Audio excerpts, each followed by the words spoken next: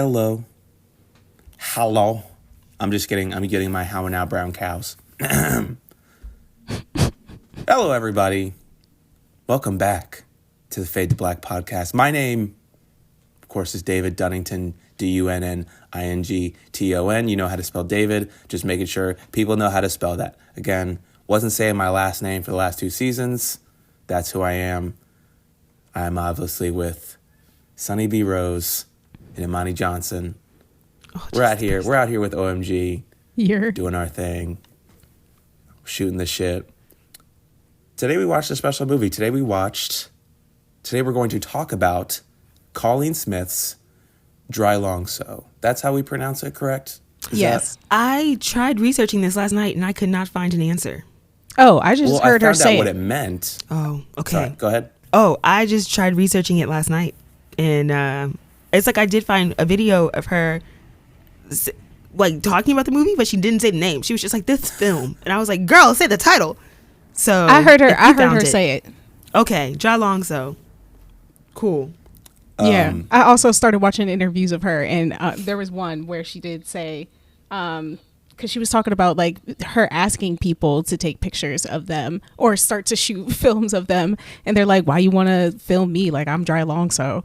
And she's like, but that's exactly why I want the Drylongsos, the nobody specials. Right. Ordinary. Yeah, it's supposed to be, Drylongso means like day to day, like regular. Mm-hmm, mm-hmm.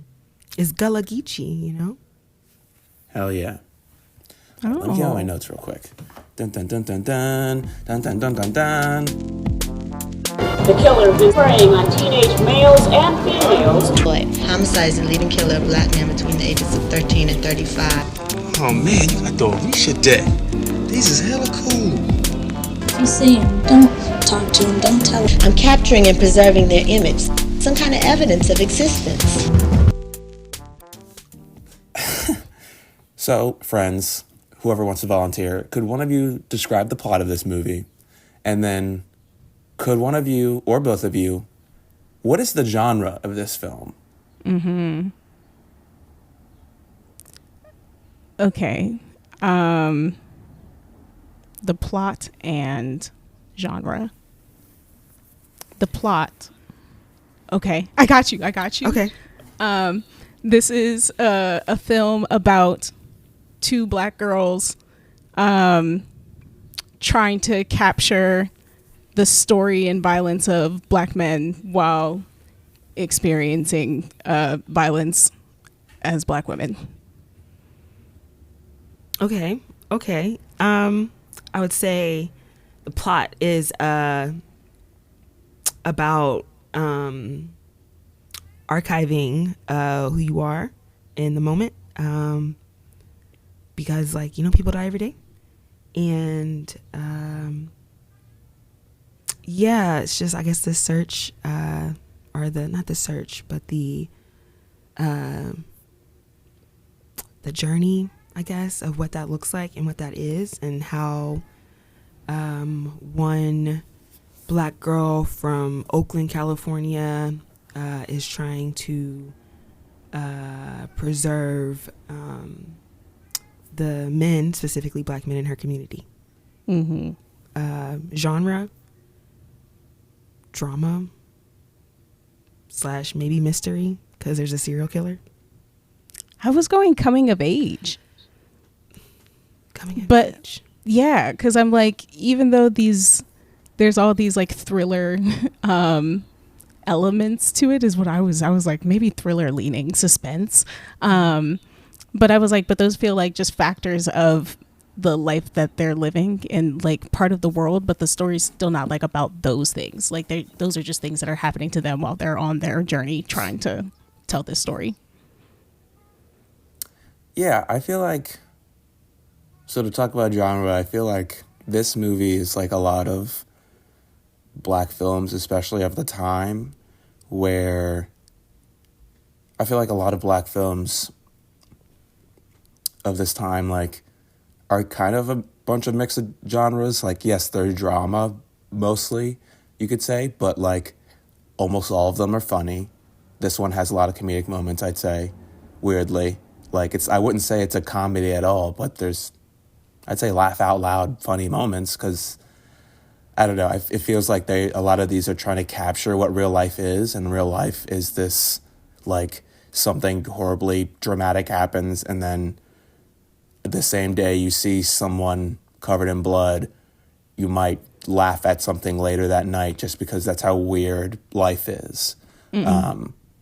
So yeah, I think, like, in that way, it's like, it is kind of like again, it is very much a drama, but it is a mix of genres in that way. And then it has this, like you said, it has this weird mystery, I'll say quote unquote mystery, because that's like, we'll get into that, but mystery element with this. Well, let's get into it. So, like you guys said, it's this girl, her name is Pica, and she's a college student living with her mom, and her stepdad, Tide.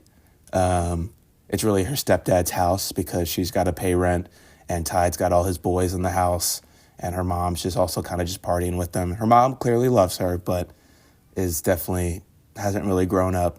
So then she's in this college class where she's taking a photography course, and she's failing because she's not showing up to class, because she's got to do her job and pay rent and go to school and deal with all this other stuff. And then also she meets this woman who has this abusive relationship with this guy Jefferson, and she looks out for her the first night she sees her, after getting, like, basically beat by him in the street, and he steals her car. And then they build a relationship because and that girl's name is Toby, her friend. Sorry, but is this all right? Just meet this summary. This feel all right? This doesn't feel like dead air. All right, cool. So then Toby, to disguise herself and feel safe from Jefferson / to feel empowered on the street, Toby starts dressing like a masculine man, kind of like thuggish, cholo-ish, with, like, you know, like the baggy button up, it's buttoned all the way up, and a bandana, and they build this rapport based on that and protecting each other. And also there's this weird subplot where there's a killer. So it's not just that black men are dying, is that black men and boys, black boys and girls are getting killed by a random hack and slasher. So this girl's got to do her art project, deal with regular life, and there's a damn serial killer in the mix. So what a movie. And it's a tight 90 minutes. It's not even 90. It's under 90. An hour Yeah. 26. It's an 88, right? 86, yeah. Like, come, y'all, I know y'all got creative visions and stuff. I'm talking to these, like, filmmakers that I'm glad that these guys are allowed to make, like, maximalist films now, but damn, bro, just give me a 90-minute film, man. Damn, like, concise your idea. Yeah. Edit. Anyway, that was a tangent. All right, well, just how do y'all feel about the film, just, like, overall? I thought it was very well written. You know, shout out to both Cauleen Smith and Salim Akil. Yeah, it was very tight, and it, even though it's 86 minutes, like, it didn't feel like 86 minutes. Like, I was pulled in from the jump, and it was beautifully shot. Like, I was just like, look at all this gorgeous blackness going around. It was very 90s without, like, you know, it was made in the mid 90s, so it's going to look mid 90s, but it was just like, it was just beautiful. It was just gorgeous. I loved it. I loved watching it. I thought Pica was such an interesting character, so quirky. Even her mom was quirky. Yeah, I loved it. You know, highly recommend. Yeah. I did not get to just sit and watch it, unfortunately. I kept getting excuse me, interrupted. And so every time it was just like pissing me off because I was like, but I just really want to find out what's happening next. Like, oh my gosh, I can't believe. And so like it really did capture me. And I was always willing to come back. And so I feel like I was enthralled by all of the colors, the drama.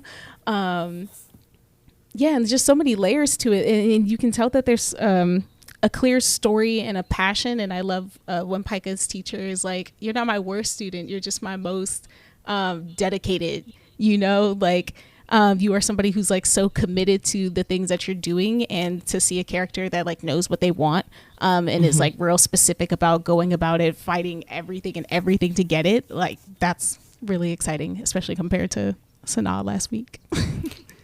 Oh my God. I didn't even want to, I was going to try to avoid bringing up Brown Sugar, but like in comparison to Brown Sugar, this is like, oh my God. Okay. So unhost podcast David talking, just like David talking about how he loves movies. This is a filmmaker's film, like through and through. Even its imperfections are beautiful.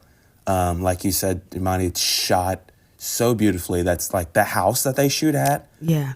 I don't know if they painted it for the house. film. Loved it. But the interior and the exterior is insane. It's shot so beautifully. Shout out Andrew Black, who is the DP.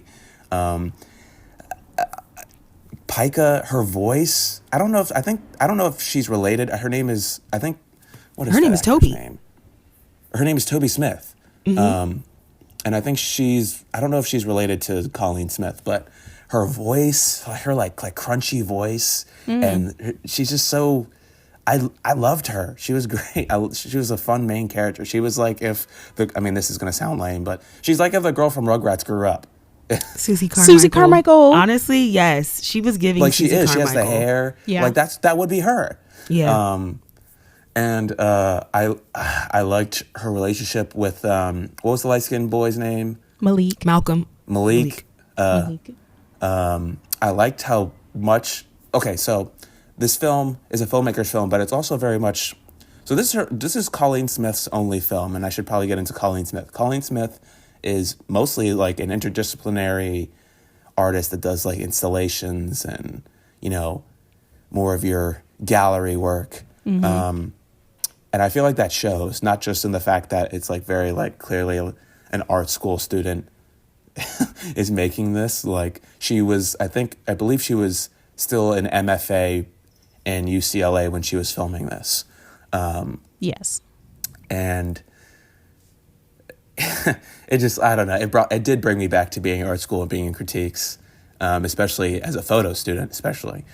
And let me tell you, photo critiques get so bad because, anyway, because people have bad photo, because photography can be silly. I'm sorry. But it also can be absolutely incredible, especially if it's like mixed media. And I like that Pika, this character, is like a mixed media artist. And I like that how much she brings the community together with her art. And really Malik kind of is in a way too, like he wants to bring people together with his art. He's obviously selling his shirts, but they're very, Black inspired, and I don't know, he seems like a good guy, I'm just going off on a tangent now. I'm sorry. I'm yapping. What else? The sound design. The sound design is incredible. I was going to say real quick. Go ahead, like please. You talking about like photography critiques and how and just how they can be.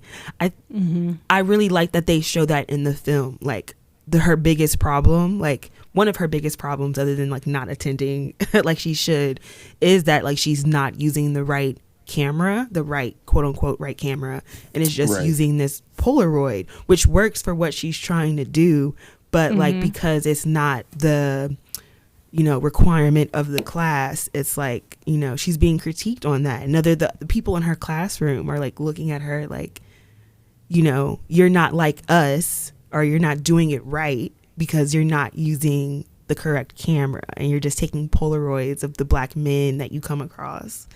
So I thought that was like an interesting I guess critique that Cauleen Smith maybe is trying to say, but yeah. Sound design, but we can go back to sound design. But also, just to add to that, because I'm like, to her teacher's point, it was like, it's a 35 millimeter class. Like, it's not like you signed up for photography 101. You signed up for this literally specific format and said, I'm going to do something completely different. So it kind of is like why are you here? Especially if you're going to show up once out of like every 4 weeks and then start to like cuss me out while I'm giving my critique. Like, who are you? Like, and then like us, the audience gets to see everything that she's going through. So we empathize, like we're trying to, and like, if anything, shout out to the teacher who is also trying to connect with her so bad. And yes, he's trying to make a way, but also it's just like, girl, for real, why? Like, what are you doing? You know, it made me question. I was like, maybe like photography 101 like wasn't offered this semester. And she was like, I just want to take pictures. Like, I don't know. I don't know what the registration was looking like when she signed up for this semester. But I thought it was admirable because I'm like, homegirl was doing the work. She just wasn't doing it the way that, you know, academia was requiring her to do it, you know? Yeah. Agreed. No, yeah. I also like, I feel that way. I feel both ways where I'm like, yeah, I know what she's going through. And like, I like, as long as she's making something cool, I don't care. And I think I had to talk with my roommates yesterday, like, would you pass her if she did this whole thing? And like, every art professor would absolutely pass her. 2000%. If she brought her, even if she, doesn't matter how much she off-roaded like what the requirements are, like if she brought her community together that way, then like, yes, an art professor would be like, this is what art school is for. However, like, as a fellow classmate of hers, if I was in her class, I'd be annoyed as fuck at Pica all the time. I would be, because I'd be like, bro, I paid the camera. I'm going through shit too. Blah blah blah blah blah. I mean, again, I'm whatever. It's just she's supposed to not be like a perfect human or whatever. But if that's her biggest flaw, then like, yeah. But also, I will say, God bless her. I have been in like.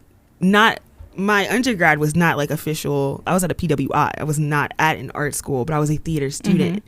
And we were like, if you didn't follow directions, like that was not a good thing. Like that was not accepted.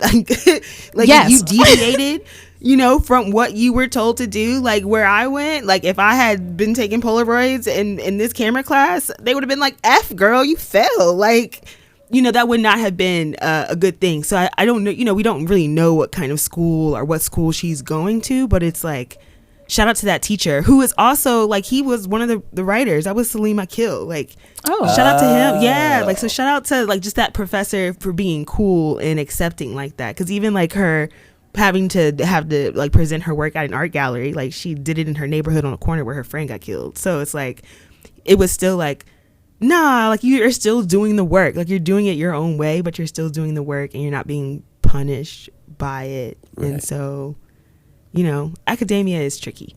It's true. I was sitting here laughing because I was realizing I was like, oh shit, I'm that rogue bitch. Because I'm like, I too was at the PWI West Virginia University for 2 years, and throughout my 2 years, I was like, what do you mean I can't do the shit that I came here to do? Like, I thought I was going to be helping you build a program, and every new idea I have, you are shutting it down. So I'm going to start my own play. I'm going to now direct some things. And then when I realized we're still hitting bricks, like I can't talk to professors, you're not going to do shows because tickets won't sell because Black people are in them, I'm leaving. I gotta go. And then getting to Philly was so strange because it was totally different, because now I am in art school and I'm like, yes, I'm here to fuck shit up. I need to learn how to like take control of a room so I can make it better for other people. And they're like, great, just let us know what you need to do. Anytime I had a class and I'm like, I'm doing this assignment, but then I realized something's fucked up, I got to do something different. And then I have a teacher who's like, sure, yeah. You said you wanted to do your own like Black play festival. Do you want that to just be your senior thesis instead of what I was going to make you do? And I said, thank you, please. Yes. Actually, now it's a film. Actually, now it's a TV series. Actually, what if it's an interdisciplinary festival and there's like a bunch of people involved? And she's like, yeah, whatever you want. But literally whatever you want, Sonny, like it's yours. It's just the fact that you got the vision and the drive. We're going to make it happen. But then mind you, there's like the dean who is also, I have to write a bunch of letters for. And this man is angry every time I do, because he's just like, what do you mean we're not giving you opportunities? I don't understand why you're doing this. And I'm like, I came here with a mission, let me fucking do it. Yes. So yeah, Gotta do what you gotta do. institutions. So shout out to Pika, moving to the beat of her own drum. She did, and I And respected her Toby. for that. And Toby. Oh yes, Toby was so interesting. I'll say this to kind of just like maybe not wrap up, but my kind of not my final thoughts, but my thoughts mostly about like the interdisciplinary aspect of Cauleen Smith. Like I feel like this film specifically could play at like a gallery, and it's a very like it's a film with like broad strokes, you know, like it's not super intricate writing. It's very like loose and almost like improvisy. Still has a lot of like sincere passion and like thought into it, but it's like the intricacies aren't in like what is normally in a movie, and I kind of like respect it for that. You know what I mean? Like it feels like a painting that has sound and movement in it. Let me just go over here. Let me just ask you guys a question. Do you guys have a favorite Black photographer? I do. No. I'm drop that name real quick. My favorite Black photographer is Boppy Jaws. I am very awestruck with the way that he captures ordinary people. I'm like, he has his own line, Normulus, to capture the normalness in people, but also like to amplify the extraordinary within the ordinary, the extraordinary. Yeah. So I'm just like, that's a homie who I really appreciate. And it's the way he uses color, and then sometimes will like just distort a background or cut your image out and add it onto like another background that just like puts you in a place that still emphasizes you as a person while like building scenic worlds around you. So I'm just like, yeah, shout out to Boppy and Normulus, doing great stuff.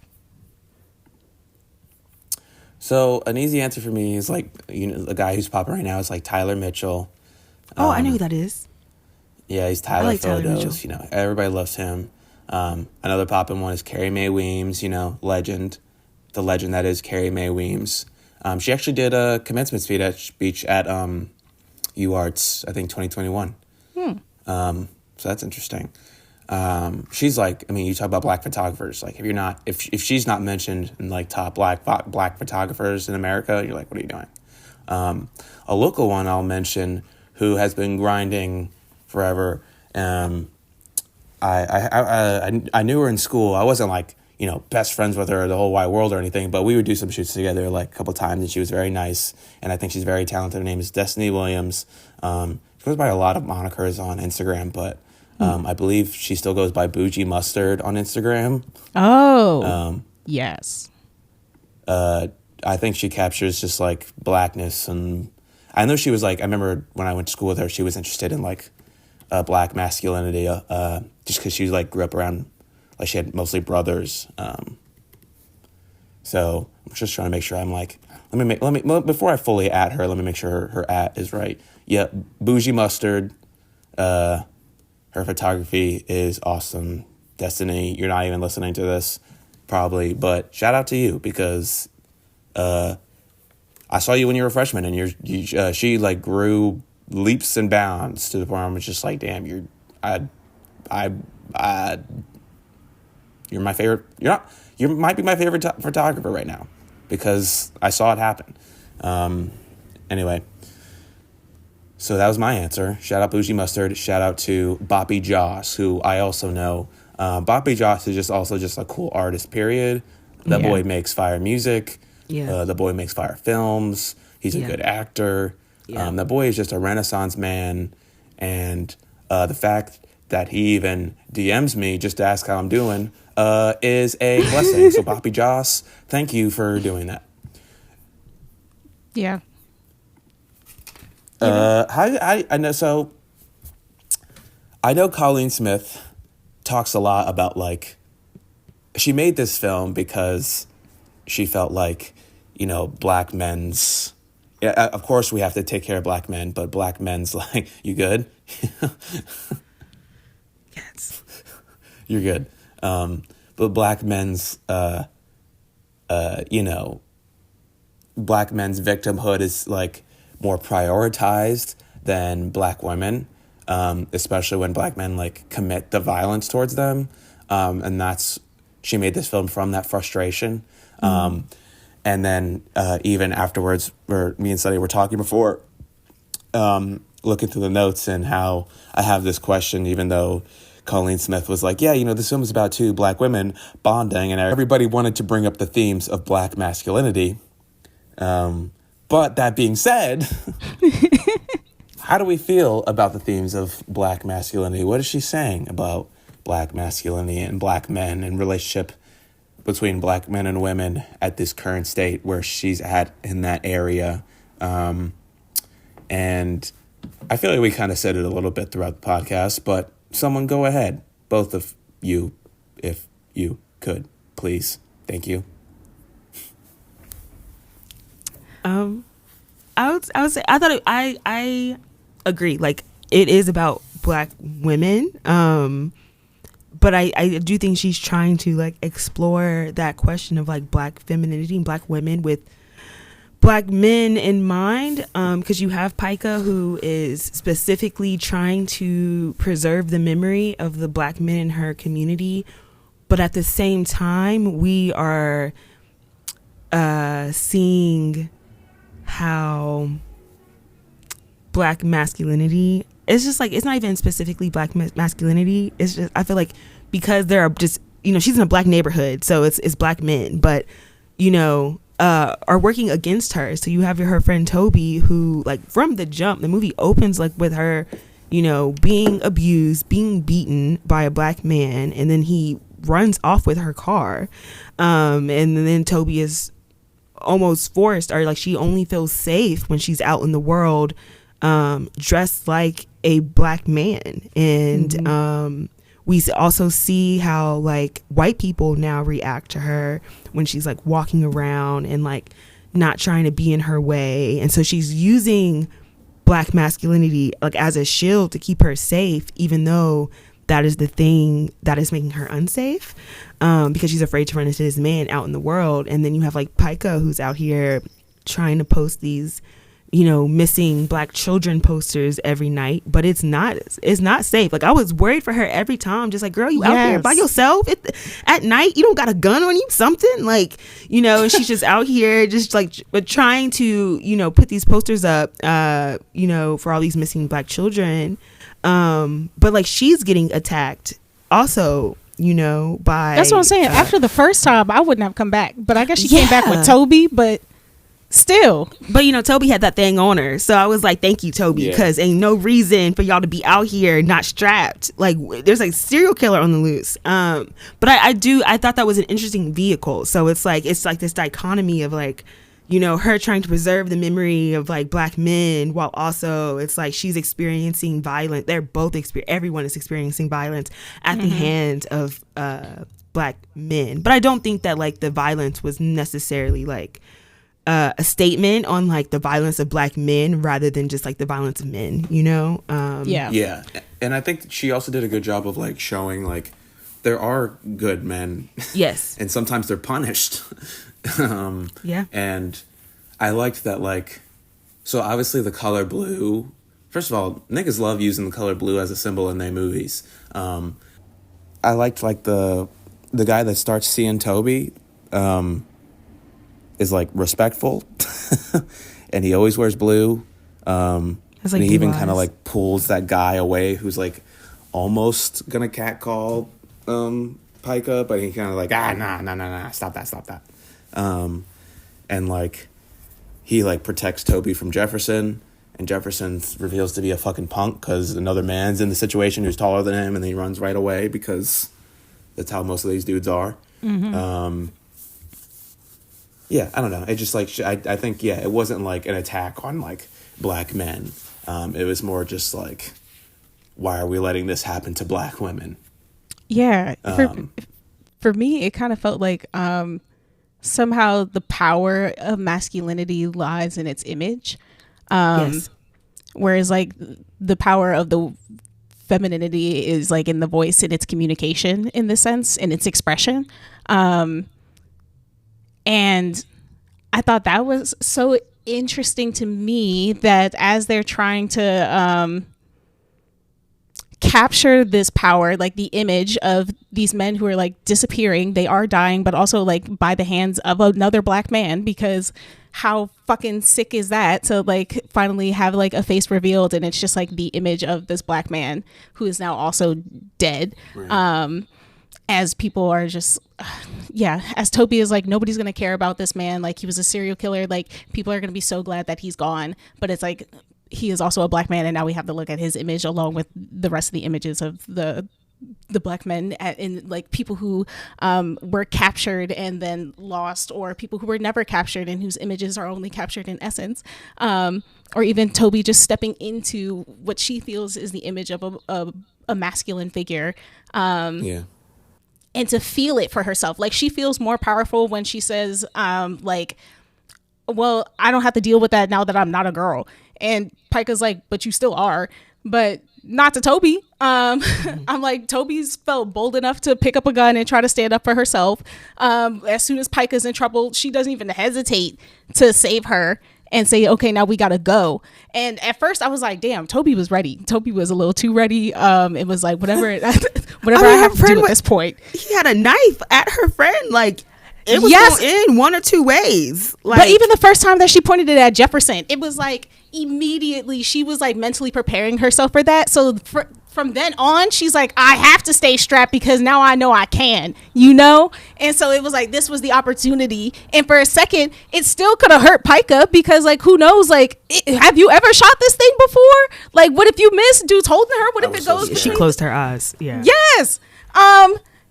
So it's just like, what does it mean to step into an appearance or an idea of power and to wield it? Like, what, to feel like you have the authority to, I guess, intimidate, to stand, to dominate in such a way that comes in this form is what stuck out to me.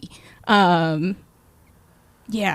There's even like a quote like in the movie when Jefferson comes to Toby's house and Toby like calls her uncle and is like, can you please just come by? If he sees you, he will leave me alone. If he sees you, he will leave me alone. If I call the police, he's just going to come back.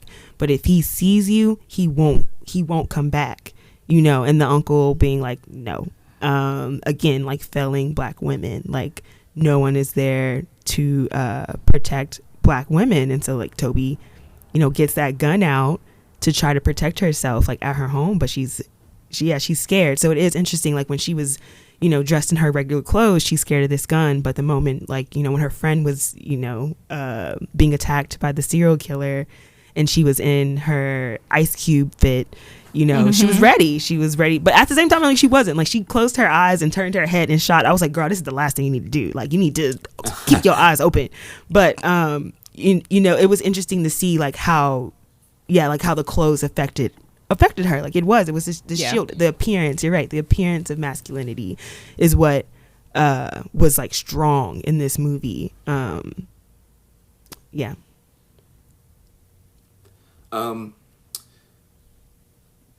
Great points. I definitely like that, like, that the thing about like image versus what were you saying, like the masculinity as image and like femininity as like expression. Voice expression. That was nice.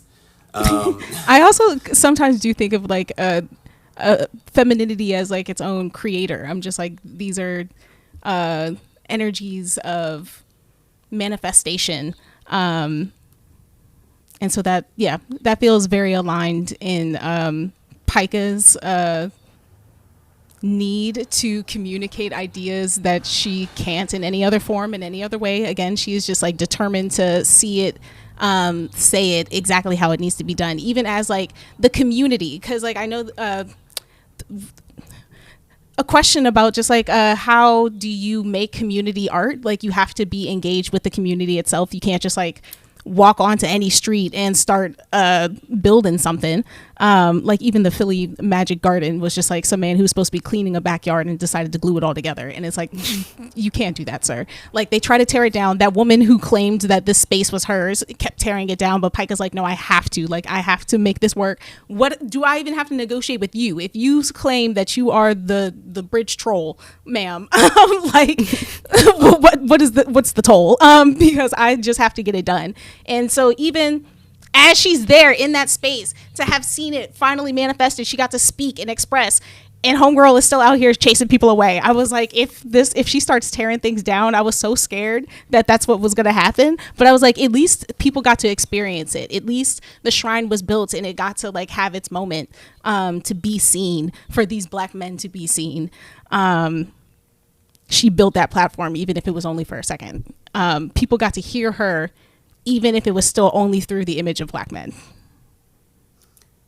I also feel like that so when she has that like art display / cookout, I feel like they were supposed to film more, but then it kind of just turned into an actual cookout, and they just started vibing, and like, but it still worked. But you know what I'm saying? Like, yeah. It just started like getting real normal out of nowhere. Not out of nowhere, but like. It was the food. Real candid. But I think, a lot of, like, this film was very candid. I feel like that goes along with, like, the other, like, a lot of Black films of this time of, like, being very candid and of, like, splice of life. Yeah. I would say the cookout, like, reminded me of, like, a repast, like, at a funeral, you know? Mm-hmm. Because, like, here we are at this memorial for all these Black men. And then afterwards, we're going to eat some good food, you know, and connect and be in community with each other. Right. And so like that, like drew a connection for me, because I don't know if they do that at like white funerals. I don't know if y'all eat after a funeral, but like Black funerals do. You know, we're going to eat some good. I've only been to Black funerals and we've done that. Yeah, I was like, you know, I've never been to a Black funeral that didn't have some food afterwards. But yeah, the repast, it's a whole thing. Yeah, it's the repast. Yeah, that's what I'm saying. So it's like, you know, that so that's what that like the connection of that like felt like to me. Like it felt like a repast, because here we are at this memorial for all of these dead Black men, you know, because people are like asking her in the community, like, can you build one for my brother? Can you build one for my cousin? Like, can you know, they all have like these pictures, like here, like, you know, he died. Can you build this for him? So that's what the connection to the food felt like for me, was like a repast, like after the funeral. Yeah. But also I can see how that, because it does feel like once they started showing us the food, we were just lingering on the greens for a while. And I was like, it does look so good. And it kind of does stop after that. So I'm like, I could see a world where once everybody got a plate and we put the equipment down, that was kind of it. Because even the last shot is just like homegirl walking out with her plate by herself. So I was just like, maybe she was the last one and they just let everybody clean up. And they said, what if we just kept this one moment though? But also, I don't know, I thought that was kind of cool, because it just made me think, okay, well, yeah, like again, once we got to the climax, once she finally got to tell the story she wanted to tell, then that felt like the end of the journey. So like, who even cares if homegirl cleared out the field? I don't think she did. Like, I think they invited her in, they gave her a plate, and she communed. But we'll never know, because we just get to see her leaving her space with a full plate of food, knowing that she can come back at any time. But yeah, I don't know, just to have left your mark in the community. I also love the shot of like the little baby walking around, the bottles. Yes. So I'm just like, yeah, I'm glad that I hope that this continues to be a space that gets to serve everyone, and that it's left its mark like that. Couldn't have done that if she was in a gallery. No. Yeah, I did like that little. Here's the thing, like this movie, I'll get to that part at the end. I'm sorry, coming around because I'm excited. I was gonna get into it in a second, but like other elements, we could talk about the cinematography for days, and like if you're listening to this and you haven't seen this movie, just like look up the trailer for this movie. Like the shots are beautiful. It's insane, and it's not like overly technical. It seems like a lot of it is natural light. It's just like she just shot in the summertime, and just like the sky is blue. Yeah. You know, like everything is, the color is so refined. That's also because there's a Criterion did a really nice 4K restoration that was monitored by Cauleen, and it was really nice. I also think we're in this fun phase where a lot of old black films, we kind of talked about this with Ganja and Hess. Hear my voice cracking, I'm becoming a real man. We kind of talked about this with Ganja and Hess, I feel like. I'm not sure, but, you know, all of these awesome black films that were just, like, made and, like, were not popular at all are, like, kind of getting this resurgence. They're getting restored, and some of it is some of it is after they've been alive or have passed away, which sucks, but we're going to see that again when we watch Chameleon Street. That's another one of those. You'll see it next week with Oscar Michaud. Yeah, it's also on Criterion. Drylongso wasn't on Criterion for a little bit, and now it was. So, anyway, so I got on and on about the cinematography. It's great, and cinematography also is affected by things like wardrobe and production design, and like I said, like the beautiful, like the house, the way everybody's dressed. It's like, Imani, you were right. Like, it's 90s, but it's not like this is a movie set in the 90s. It just happens to be in the 90s. The music's beautiful. It's not trying too hard to whatever. And even the way that Toby like explores masculinity, like she starts off in that button up and then puts on a suit at some point, and then gets just more comfortable in like hoodies and jeans, and it's just like, man, the expressions. I love it. And even at the end, she's in this like denim like fit. It's more feminine, but it's still like very baggy. I mean, that was also the 90s, but it's still like very baggy. So it's kind of like she's like living, like she wipes off her makeup before she comes, like, so it's like she's still finding this like balance of where she wants to be, but like having spent so much of the movie living in this like masculine appearance, like, you know, I like that, like it wasn't like she got to really like explore herself. It wasn't just protection, right? You know, like it really was her like exploring gender and like what that looks like for her and like who she is. Yeah, because and her name is Toby. Already, yes. But every time Pica was just like, "You gonna wear this one?" and she's like, "Nobody bothered me." Like it truly didn't matter which fit she put on, as long as she looked like she was a masculine figure. That's all she needed. Yeah. Hell yeah. Yeah, and like, obviously like, well, first of all, speaking of Toby, I feel like that actor, she was really good. Like Toby, like was really good and like her like subtle performance, and I'm like, where was this actor at? I had that same thought. Of like, what else has she been in? Because she's killing it. Even like she's not just being real. Like she was cute. Like what? She could have got in there. She fit the light skin requirement. Where was she? But then thinking about the fact that she filmed this while in film school, I'm just like, oh, these are probably just all the people around her. Because like, Facts. I was also confused about Toby's age. To be honest, like when we first saw her, I thought she was much older. So when she came back as the button-up character, I was like, is this the same person? Because now you do look like you and Pica are the same age. And then now I'm even more concerned when you're talking to dude with the dreadlocks, because that man looks like he could be your father. So I think Toby's supposed to be like mid-20s and like what's it called, I thought Pica was like 15 at first. And then shows that she's in college, and I was like, what? Right. But yeah, Pica's probably like 19 and versus Toby being like 25, 26 or something.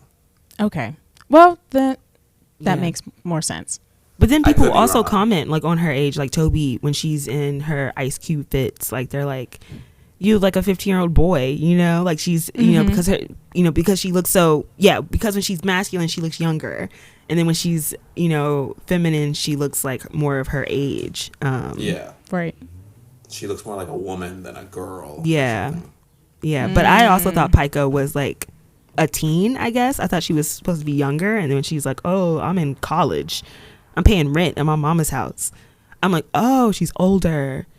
See, even the first time she said I was paying rent, I was like, damn, you in high school and you paying rent?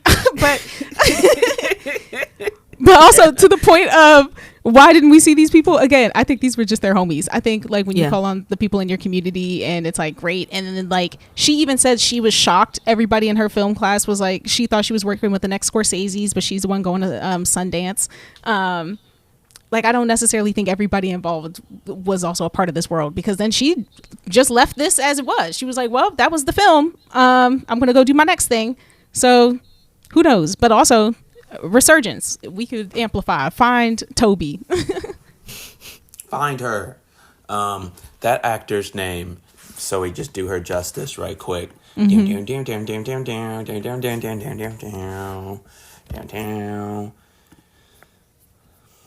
The actor who played Toby, her name is April Barnett, and the actor who played Pika is named Toby Smith.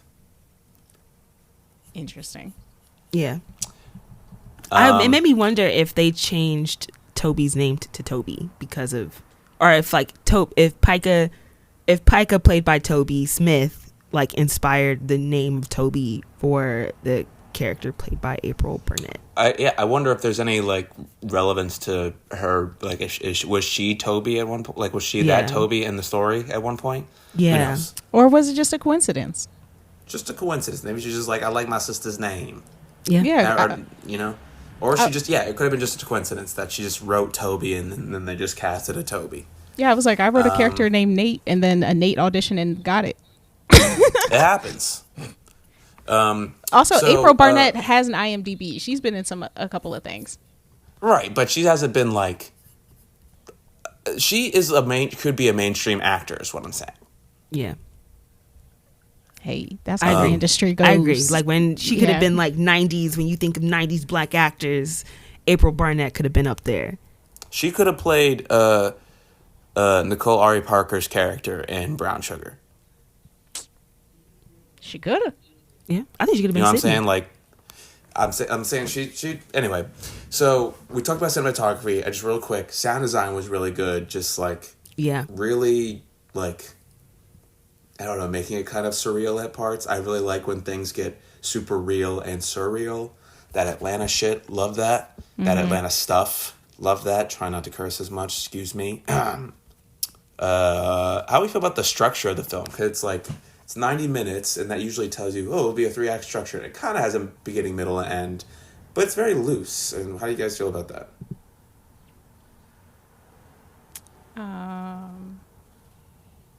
Yeah, it was very linear, I guess. It was very linear. It didn't, there weren't like flashbacks or anything. I thought it was very straightforward. It does feel very much like 3-act to me, with like an epilogue.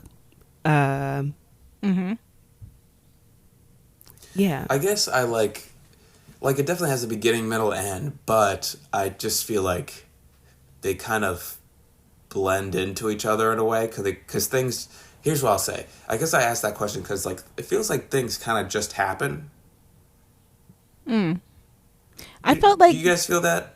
To me, in the world of like the suspense mystery of it all, it feels like they're setting you up to expect a death, but you don't necessarily know like the who or the when of it.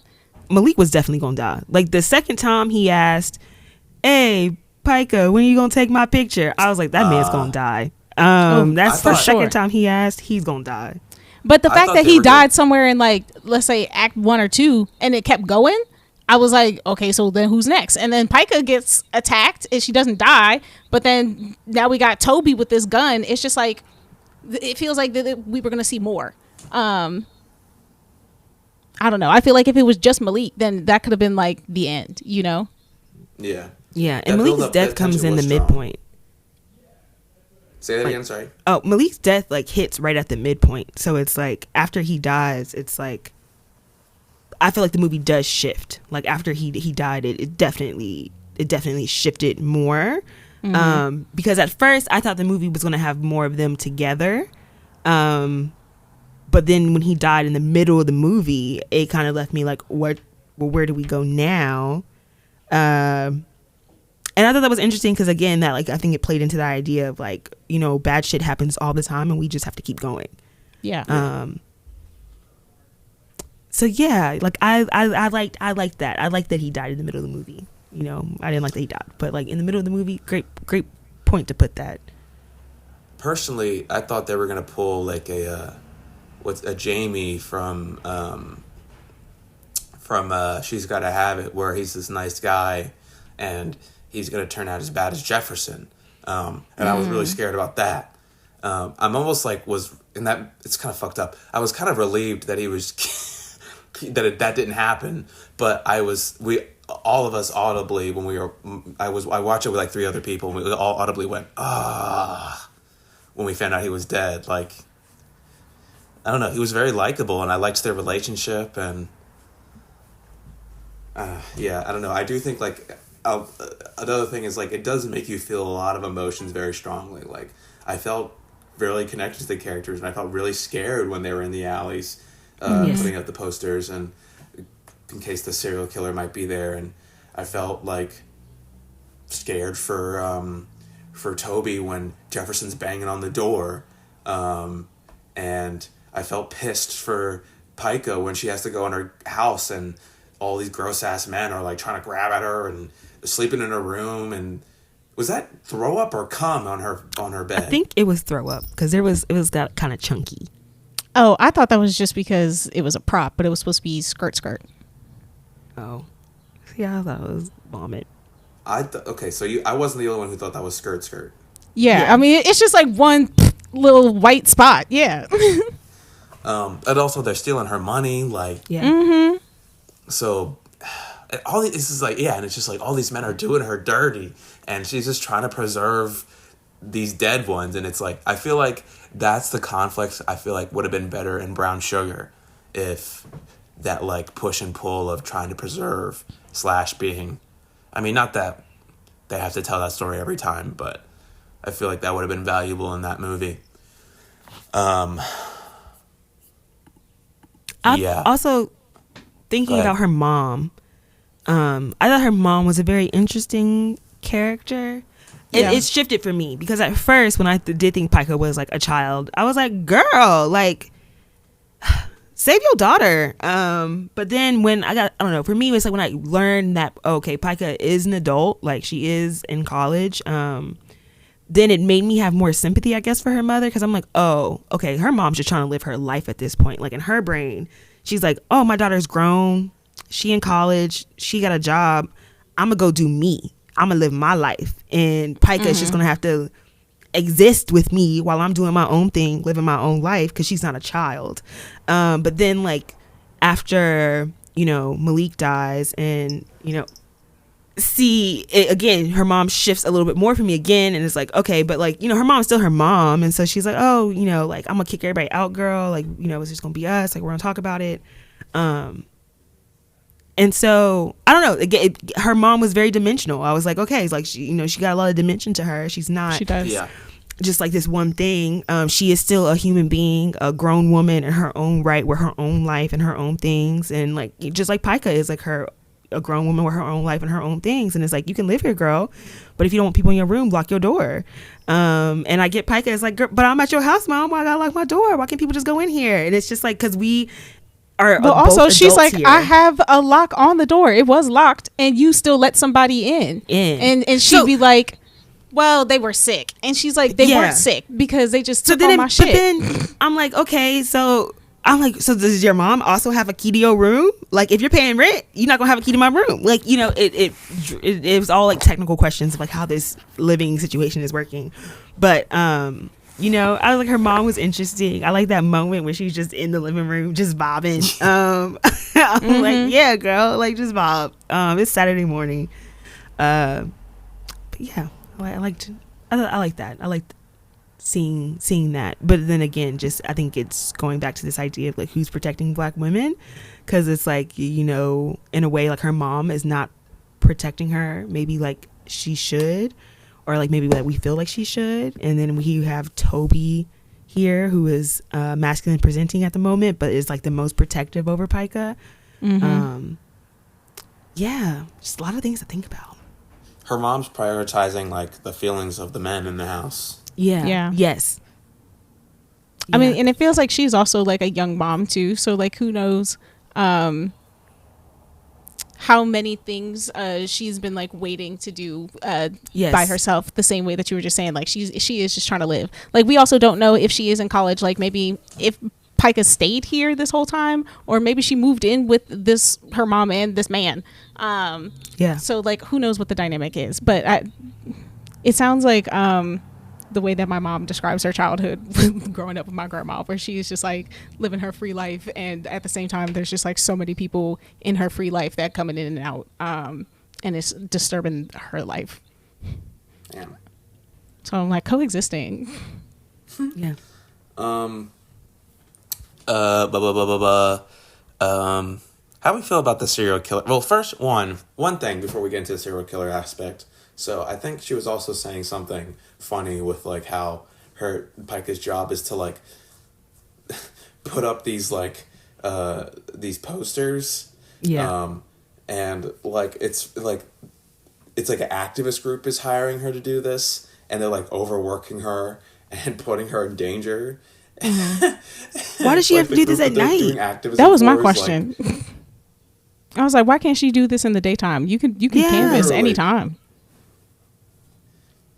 And like, she's getting sick from like overworking / probably the fumes of the paste, and like I was like, oh damn, homegirl got AIDS. I really thought. I thought so too. I thought she had AIDS. Josh said. I was like, bro. Because at some point I thought she was starting to get honestly. like boils. That's where I thought she was getting really like physically sick, and so I was just like, oh no, it's just taking over. I was like, we are in the mid-90s. Yeah. Yeah. That shit would have been. I honestly would have not liked that if she fucking died of AIDS. That would have been so disrespectful to me, to be honest. But that's how life be. I just like would have not liked that at all. I mean, I didn't want Malik to die, but he did. He did. Yeah. I didn't want Toby to have to shoot nobody or be harassed, but it happened. Yeah, I understand, but I just like sometimes I feel like there's a certain amount of cruelty you put a character through that like is worth it, and I think that would have been too cruel. I'm like, but then let's talk about the violence against Black women in everyday life, because let's just think about this happening over like a couple of weeks, you know, like these are just like the everyday trials and tribulations of homegirl just trying to complete her semester and graduate wherever, so she can move on to whatever is happening next. Like, that's just like, yes, it sucks to have characters going through it, but I also think that's part of the movie, is just trying to show you like this is what it looks like for a woman going through it as she's trying to tell somebody else's story of going through it. But at the same time, it didn't feel like a movie about a woman going through it. Like, I didn't feel like too piled on. Like, I still felt very much like, you know, Pica still was able getting up every day, taking her pictures, living her life, listening to her music, dancing, you know. Mm-hmm. So it still didn't feel too heavy, and maybe I think an AIDS diagnosis would have maybe weighed that shit a little bit. Like, oh my god. Yes. I just feel like it would have been unnecessary. Like, I'm not saying for my own comfort. Like, I'm fine with shit being like, if everybody got shot up, you know, whatever. But like, it just would have been so like, I mean, I don't know. There just was nothing in it in her life. Like, she wasn't even. There was nothing hinting at her like having sex or anything. I don't know. Or like, I don't know. It just would have been weird. But yeah, I mean, other people thought that too. Her Malcolm. I mean, those are the symptoms too. But Malik. Anyway, Malik. I'm sorry. I want to call him Malcolm so bad. I was just like, but also, I don't know. There was that one time, like the first time that they actually like kissed, and I was just like, yeah. Once you do that cut and pan, like, I don't know. That's the suggestion. Yeah. Some shit went down. But damn, not Malik. Anyway. Why not Malik? If anything, because let's talk about like why she didn't take Malik's picture, because I feel like she thinks if she's archiving these images because Black men are disappearing, she thinks all these men are going to disappear. So I think she was just scared to take his picture. I agree. Thinking it would be a curse upon him, and yet now death sentence. He's the one who you don't have a image of. You're acting like Medusa. Yeah. Yeah, it felt very much like maybe it was a death sentence. Mm-hmm. Say that again, sorry? Oh, it felt very much like she didn't want to take his picture because it could have been like a death sentence, like, you know, and so that's why she didn't want to do it. But again, that second time he asked, I was like, this man about to die. Yeah. How y'all feel about the serial killer aspect? I'll just start by saying I love this movie, and I kind of liked the serial killer aspect, but the reveal to me is the worst part. I agree. And that's fine. Like, if that's the worst part, then that's very small. Great. That's a great compliment to this movie. But the reveal that Jefferson is the serial killer, I felt was too easy. Again, I feel like that's like first filmmaker. I feel like it's also, I don't know. It felt like a rushed thing. I also would have been fine if the serial killer was just some fucking guy. Yes, I didn't need to know. I didn't really care who he was, really. I just wanted to know really why. And now I'm kind of like, and not that like a guy like Jefferson can't be a serial killer, because a lot of serial killers are abusive men that beat their wives and get drunk. Like, a lot of them aren't these like meticulous like Jeffrey Dahmer weirdos. Like, they're just dudes that are kind of dumb a lot of the times and that are like impulsive and men. So then they just kill people. But it was like boys and girls and boys and girls and boys and girls. So it was just like, I don't know. It felt... I didn't need Jefferson to be the killer. I think if it ended with Jefferson's a bitch because he can't face up to another man, then that's it. I think that would have been fine, you know? Yeah. Once I found out it was Jefferson. I was also Jefferson. fine with Jefferson getting shot. So, fuck Jefferson. I was so down with that nigga getting clapped. Anyway. It's like once I found out it was Jefferson, it made me wonder. That's when I wondered, like, okay, then why is he doing this? It made me wonder, like, more of why than if it was, like, just some random serial killer as they just be out here. I'm like, yeah, serial killers just be out here. But the fact that it was Jefferson gave me more questions. And then it also just, too, felt like then that it was set up because Toby was going to be the person to kill this person. So it was like, oh, okay, like, you know, Toby's killing her abuser. And I didn't necessarily need that. I was cool. You know, I have no problem with Toby killing the serial killer. And I have no problem with like the ending that they had with Jefferson. But it was just like, yeah, once we found out it was Jefferson who was the one who was just out here stabbing people, you know, at night, I was just like, okay, so this man's just psychotic. It was just like, this is what you're doing with your time. You riding around in this stolen car with your homie buying, you know, malt liquor and then killing people with a knife at night just cause.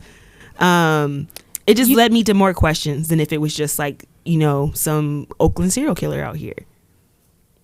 And it could have still been a black man. I think that still would have been like a good point to like land on that, like, still this man is causing, I don't know. But I was just going to say, I watched this a little broken up, so maybe that's why I didn't commit Jefferson's face to memory, because I didn't realize that was him in the reveal. I truly thought it was a strange black man. So I was just, to me, when I saw that, just an image, I was just like, damn, another black man.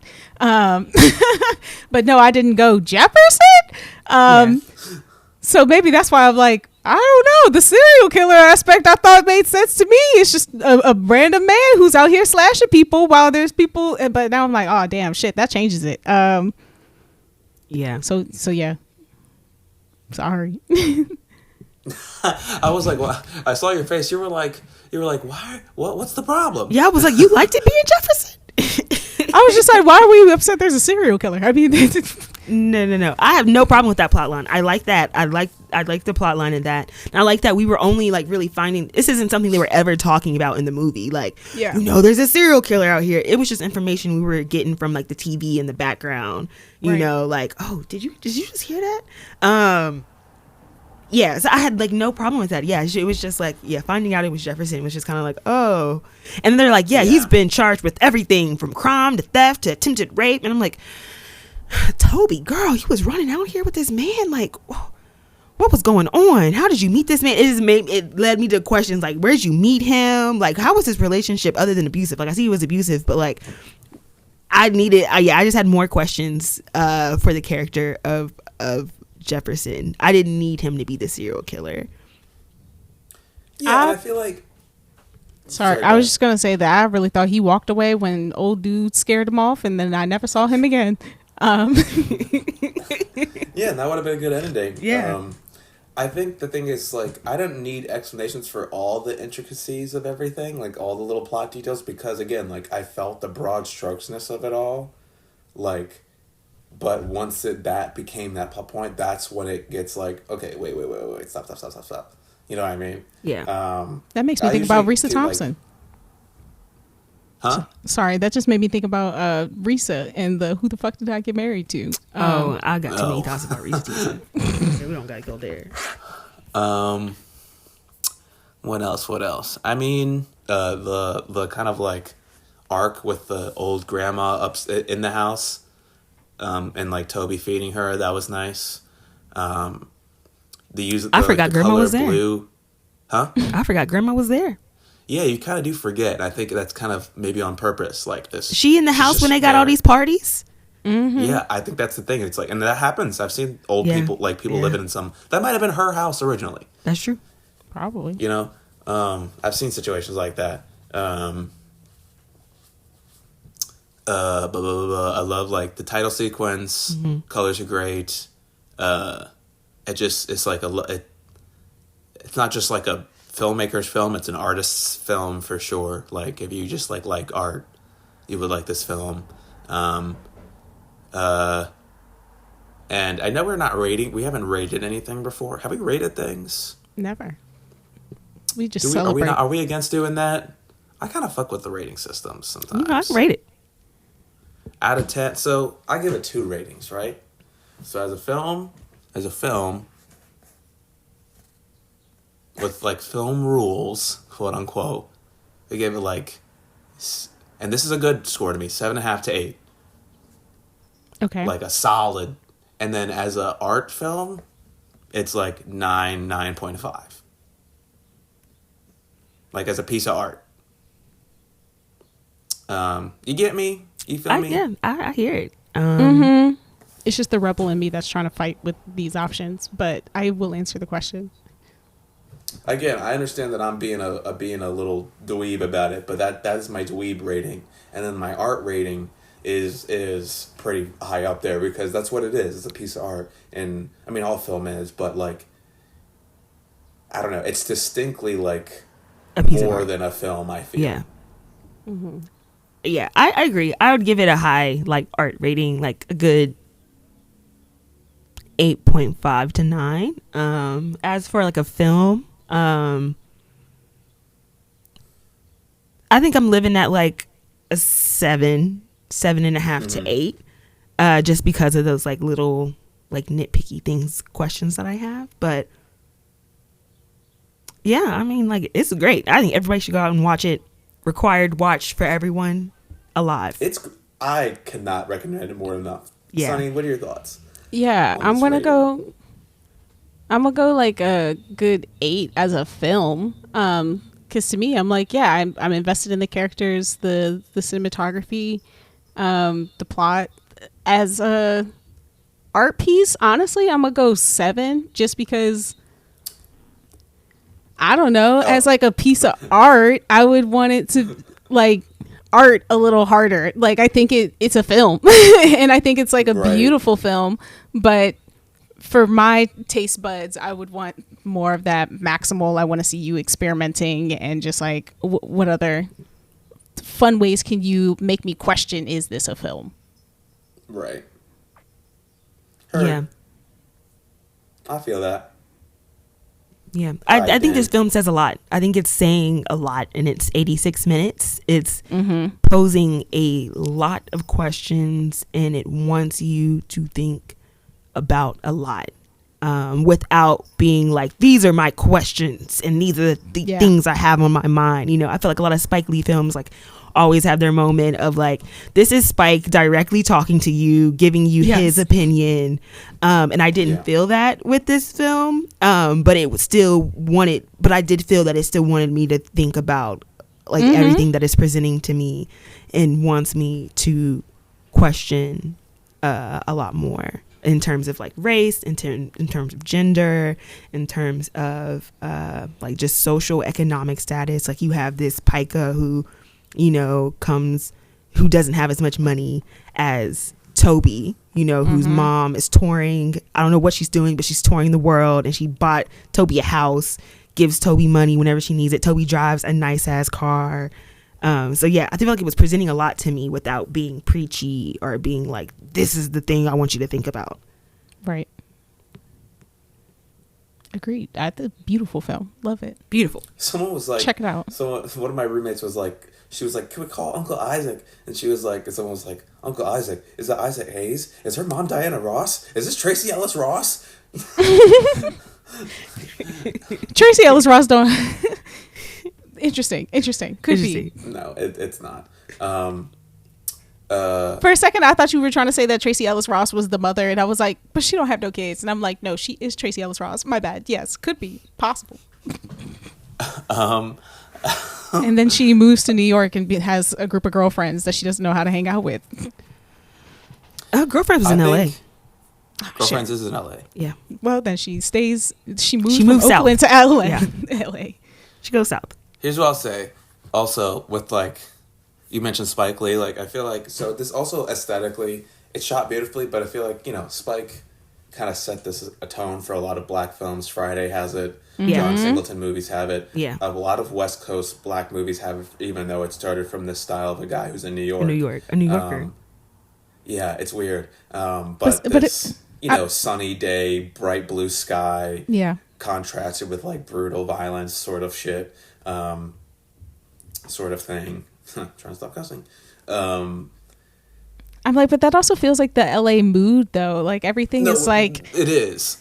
We're just kind of like cruising. So yes, but yes. I'm what even the way that like, sorry. No, you're good. What I was gonna say is that like, it's cool because it has that aesthetic, and it feels like it lives with those films also, and those other films are very masculine, very, very, very, very masculine, and this is like, not the woman's version, but like in the same world. Like, it's like if you took one of the characters in those movies, one of the women characters, and like from their perspective, you know what I mean? That's kind of where I was going with that. Yeah. Sorry, go ahead, Sonny. I was just gonna add to the idea of like a California feel to like an East Coast thing. I'm like, they do the same thing with rap and I was like, that's very hip hop. Yeah, I was like, this is that's true. This is black culture. I'm like, but everything Black Cali, it's just like, yeah, light some shit, but we cruising. The sun is still beautiful shining. Blue skies. Yeah. Like my pain don't feel as dark and cloudy because it's not dark and cloudy, but I'm still in pain. That's some shit. I just watched Baby Boy, so it's like, also in California. But I agree. Yes. It is. I'm like Spike Lee. I feel like Spike Lee just watches films like made by black filmmakers, and he's like, all these bitches is my sons. Like, yeah, it's like, you right, Spike. Like, you right. Like, you're not wrong. So it's like, shout out to the Spike Lee influence. Yeah, I mean, even this, what's her name again? The filmmaker here was inspired Cauleen by Smith. Spike. Cauleen, thank you.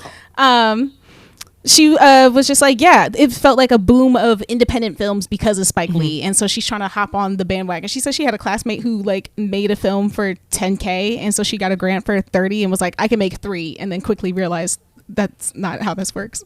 But I'm like, even Spike said he put School Days on a credit card. And I'm just like, but how big was that credit card? Because I can't imagine.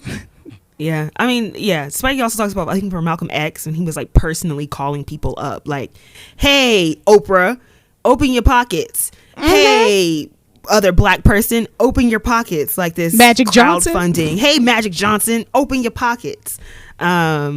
He still has to do that, which is crazy. Yeah, he still has to do that. But also, it's because Malcolm X, he had a studio deal, and then the studio was like, actually, we're slicing this budget. Actually, we don't believe in it anymore, so we're taking things away from you. So Spike was like, I'm gonna ask rich black people then. And then when they started funding it, the studio was like, oh, people actually care? Sure, yeah. I mean, we didn't take money away, no. So yes, independent filmmaking is fucking hard, and it requires you to beg people for the resources because this shit takes a lot of resources. It does. Malcolm X is one of my favorite films of all time. Anyway, any other final thoughts, friends?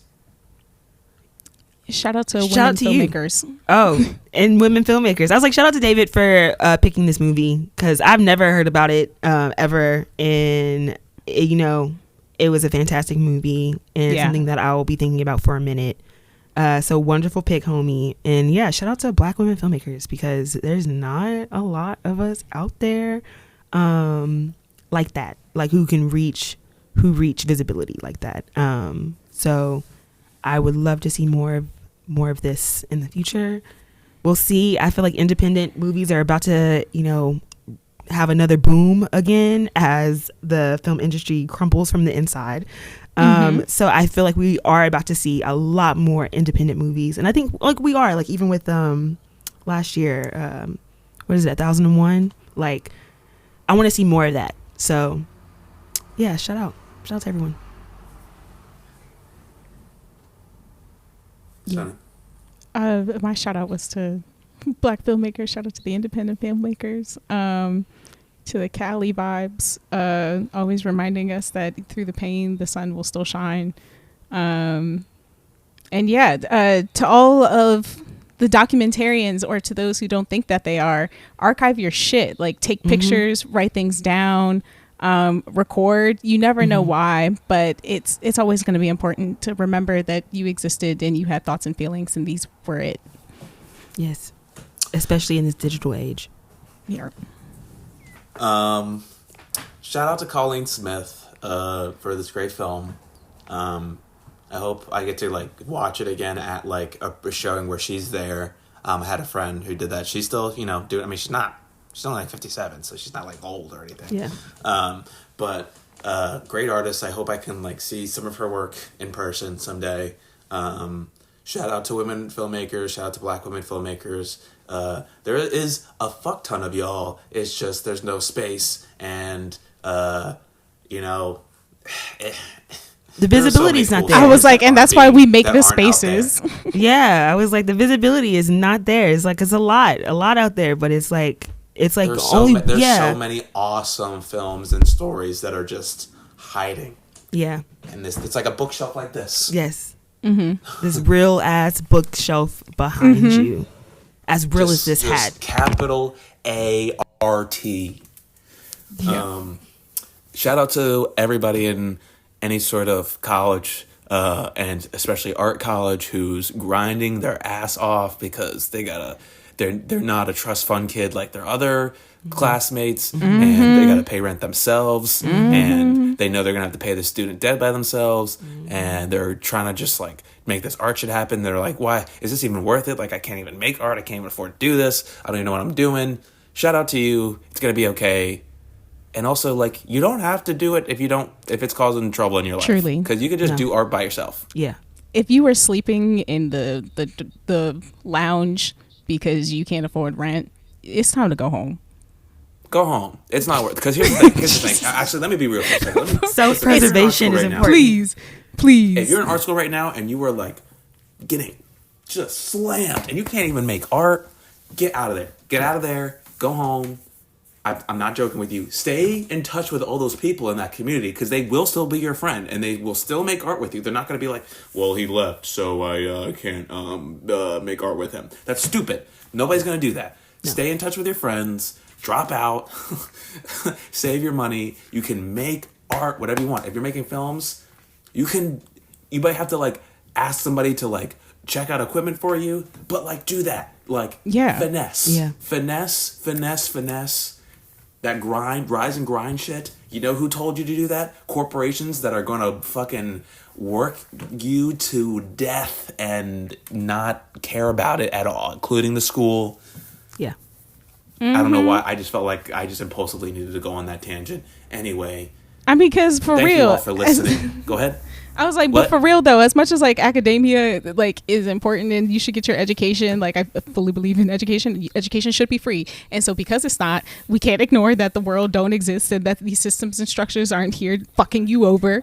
So I'm like, do what you gotta do and stay in contact with those folks. Call the rich Black people in your life. If you don't know Oprah's number or Magic Johnson, find Issa, find Ava, find whoever the leading ladies of your community are. Like, go find the commerce that's in your neighborhood, whoever your state representatives are. Get as many phone numbers as you can. There's more people in power than you think. And look into your resources. Like, there are more grants than you think there are. There are more opportunities to receive funding than sometimes it feels like. And you also, you never know who your homies know. Like, that has been the biggest lesson. It's like, you'd be surprised at like how not far away you are from an Oprah, from an Issa. Like, you can be 2 people away from that, So it's like, yeah, use your homies. Your homies are here for a reason. And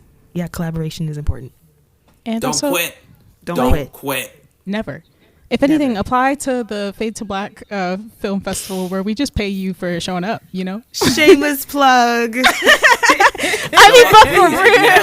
If you film that on a cell phone, please submit it. Please. If you edited it on CapCut, if it's in portrait mode, I don't care. Submit that joint. As long as it's not supporting white supremacy, transphobia, homophobia, misogyny, or any of that, we'll take it.